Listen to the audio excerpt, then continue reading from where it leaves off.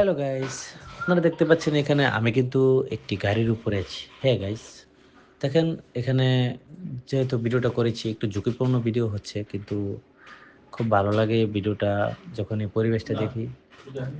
গাছ আর গাছেরই আশেপাশে যা কিছু আছে সবকিছু মিলিয়ে কিন্তু আসলে গাইস আ খুবই সুন্দর লাগে। হ্যাঁ গাইস, সো আপনারা সবাই ভিডিওটাকে দেখেন। উম দেখ